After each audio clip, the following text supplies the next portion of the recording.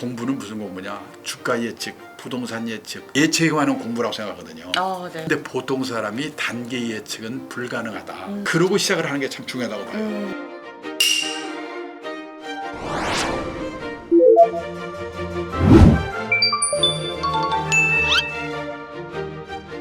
사실 보면 서울에 되게 엄청 낡은 아파트들 재건축이 기대된다는 이유 그것 때문에 많아도 오르는 네, 거예요. 그렇죠. 가격이 네. 엄청 높잖아요. 그렇다면 이렇게 보니까 이제 집 하나에 의존하는 건 당연히 안 될 것 같은데 이제 그렇다면 어떤 식으로 노후를 좀 대비를 해야 될지 궁금하거든요.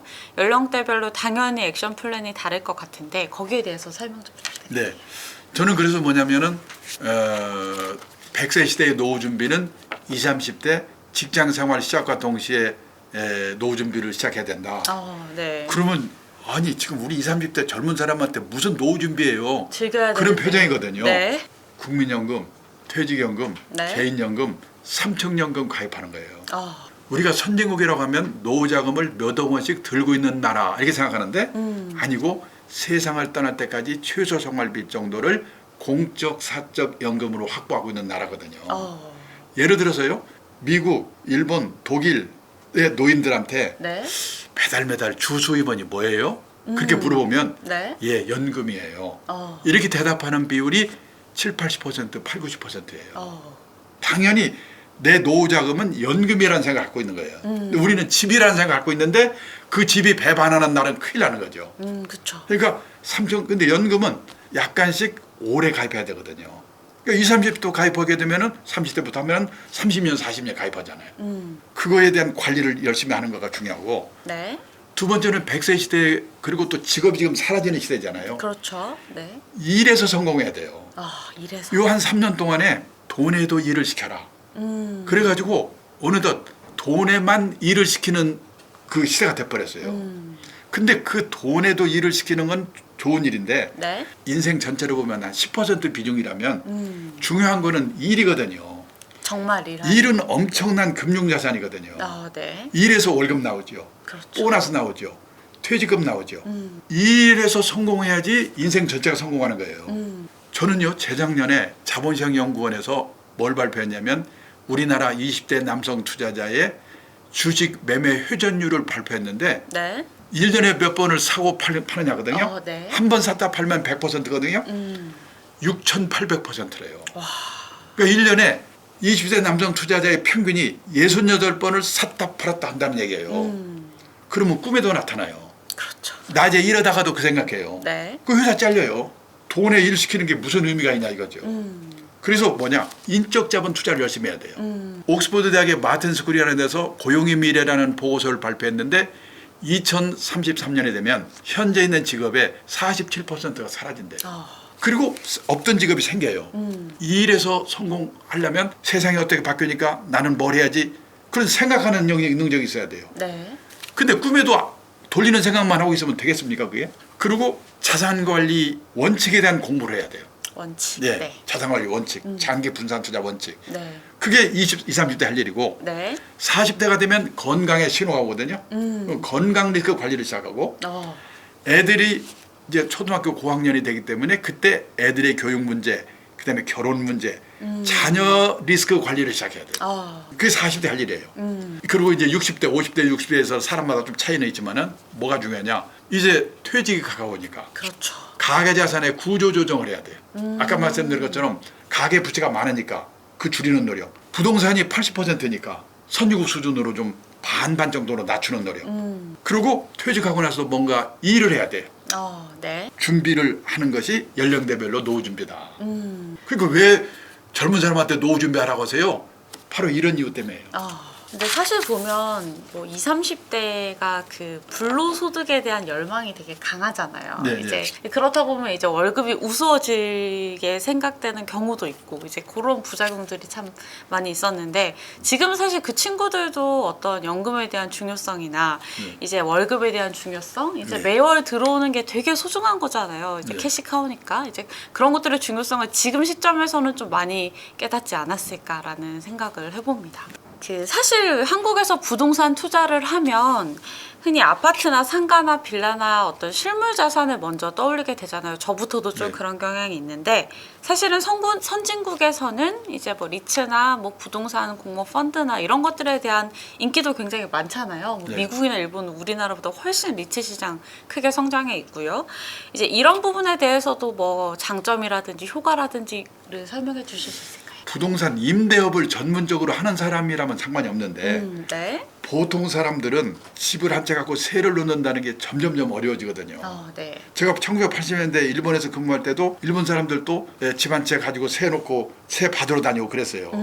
지금 그거 다 사라지고 80% 정도는요 전문 관리 회사 네. 임대했는데 안 나가면 관리비 내야 되잖아요. 그렇죠. 전문 관리 회사한테 부탁을 하면 30년 보장하고 월세는 얼마 이상은 보장하고 그런 데서 관리를 맡겨요. 그게 간접 투자하는 거나 마찬가지고요. 네. 그것도 골치 아프니까 리츠라든지 부동산 펀드 같은. 그러니까 이제 선진국으로 갈수록 개인이 집이나 가게를 갖고 있다 세를 놓으면은 세를 올려달라고 그러면 저쪽에서 안 올려준다고 그러면 못 내보내거든요.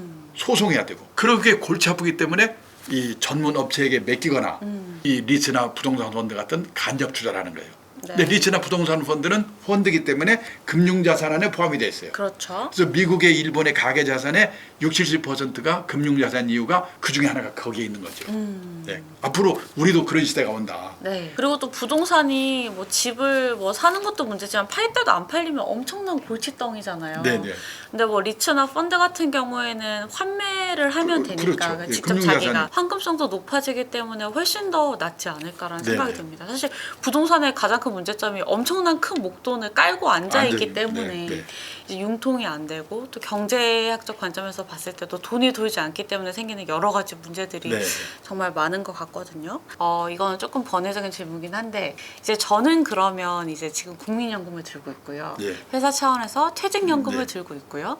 은행에 있는 저축성 그 연금을 하나 더 들고 있어요. 네. 그리고 이제 주식은 거의 하지 않고 있는 상황이고 네. 여기서 뭔가 그러면 저의 자산 분배를 조금 더 조언을 해주신다면 제가 보기에는 그 펀드 같은 걸로 네. 적립식 투자를 네. 시작하는 게 어떨까. 네. 일반 셀러리맨들이 적립 투자의 매직 파워, 마력을 이해하는 게 참 중요하다. 값이 떨어질 때 많이 살 수 있는 효과가 있는데요. 예를 들어서요. 네. 어떤 사람이 한 달에 10만 원씩 1년에 120만 원 그리고 10년을 1200만 원을 매달 가입을 했다고 가정하거든요. 네. 시작할 때는 펀드 가격이 10,000원이었다.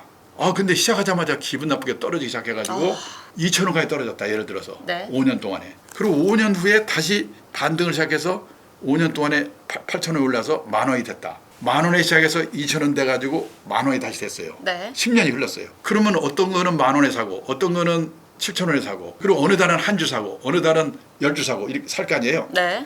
그럼 전체 평가액이 얼마일까요? 원금은 1,200만 원인데 네. 얼마가 될까요? 물어보면요. 뭐 비싼 가격이긴 원금 보장 됐겠네요. 그렇게 네. 대답을 하는데 놀랍게도 2,400만 원, 2배가 돼 있어요. 실제로는 가격은 그냥 그대로 있는데 왜냐? 2,000원일 때는 5주를 사거든요. 10,000원일 때는 한 주밖에 못 사고 네. 5주에 산 거는 약간만 올라도 회복이 빨리 되니까. 그렇죠. 그래가지고 목돈을 만들어 놓는 게 제일 중요하다.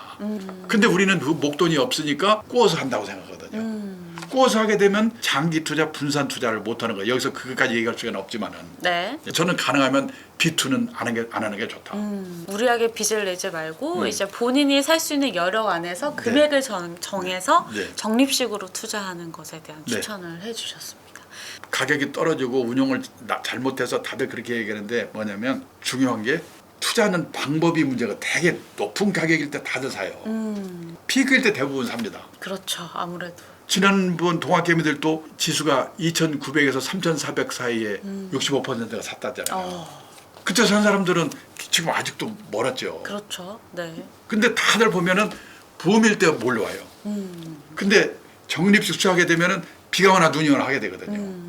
어쨌든 타임라인을 쪼개서 이제 투자하는 것 자체가 이미 큰 자산이라는. 그러니까 이제 제가 말씀드리고 뭐냐면 투자하고 하는 데서는 공부를 하셔야 됩니다. 이렇게 얘기하면 공부는 무슨 공부냐? 주가 예측, 부동산 예측 예측하는 공부라고 생각하거든요. 네. 근데 보통 사람이 단기 예측은 불가능하다. 그러고 시작을 하는 게 참 중요하다고 봐요. 노력은 하지만. 네. 그러면 어떻게 해야 되느냐? 그걸 이제 공부를 하셔야죠. 이창용 총재도 최근 부동산 불패 신화가 앞으로는 더는 계속되지 않을 것 같다라는 말씀을 한 적이 있죠. 이제 저도 부동산 하락기를 맞아 보니까 이 자산을 한 바구니에 담는다는 것이 정말 얼마나 위험한 것인지 다시 한번 절감을 하고 있는데요. 이제 이에 대한 대표님의 뭐 마지막 조언 같은 걸 해주신다면 어떨까요? 예, 저는 좀 이게 예를 들어서 장기 침체의 가능성이 큽니다. 이렇게 말씀을 드리면은 네. 걱정되는 게 뭐냐면은 이게 떨어지더라도 이렇게 떨어지는 게 아니거든요. 떨어졌다 올랐다 떨어졌다 반등을 해요. 계단식 하는. 예, 일본도요. 그 1991년이 피크로 해서 버블이 꺼지는데 6년 7년 동안은 이게 일시적인 건지 장기 침체인지 판단을 못했어요. 지나고 나니까 그게 장기 침체였던 거예요. 그러니까 저는 앞으로도 몰라요. 그거를 그렇게 어려운데 제가 이 말을 했는데 금년 연말에 내년 초쯤에서 일시적으로 반등을 했다. 근데 오늘 우리 이 방송을 듣고 어떤 분이 딱 집을 팔았다. 그러면 두고도 욕을 할 거 아니에요. 그래서 저는요 조심해야 될 게 뭐냐면은 일시 반등 또 오를 때라도 일시 하락은 언제든지 있는 거다. 그런 거를 잘 생각해서 판단해야 되고 너무 우리는 집에 한이 맺혀 있는 게 문제라는 거를 그게 비정상이라는 거 그런 거를 깨달을 필요가 있고 그래서 단기 예측은 불가능하니까 사고 파는 거는 본인 책임화야 해야 되지만은 원칙만은 지켜야 된다. 원칙이 뭐냐면 투자라고 하는 것은 리스크가 따르는 것입니다. 따라서 재산이 한 곳에 집중되어 있으면 안 됩니다. 갖고 계신 재산이 100% 부동산에 몰빵되어 있으시다면 지금 80%가 부동산에 들어있잖아요. 네. 그 부동산이 오를 때 오를 망정 우선 10% 20%라도 금융자산을 가지세요. 그리고 나이가 들어가면서 금융자산의 비중을 높여가셔야 됩니다.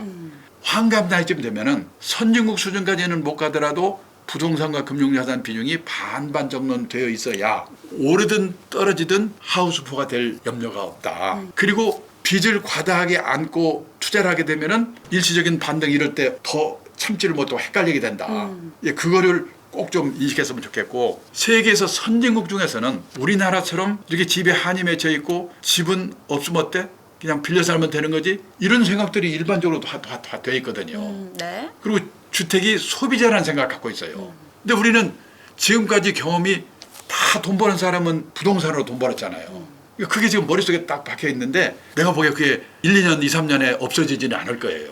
그 과정에서 여러 가지 시행착오가 생기는데 그거는 잘 생각해보고 냉정해야 된다. 이 말씀을 드리고 싶습니다. 집에 대한 고정관념 저도 제 머릿속에 되게 뿌리 깊게 내려 있는데 하락기를 맞아 보니까 여러 가지 생각이 많이 듭니다. 이제 집이 소비재라는 생각도 들고요. 그것도 여러 가지 자산을 분배해서 나의 소중한 노후를 잘 관리해야 되겠다는 그런 생각들이 드는데요. 오늘 대표님 모시고 좋은 말씀 많이 들어봤습니다. 뭐 부동산 얘기도 해봤고 연금 얘기도 해봤는데 어떻게 우리 스님들한테 도움이 되셨는지 잘 모르겠어요. 아무튼 앞으로도 또 좋은 게 있으면 다시 모시고 한 번 더 인사드리도록 하겠습니다. 오늘 말씀 감사합니다. 예, 대표님. 너무 그냥 고함만 질러서 죄송합니다.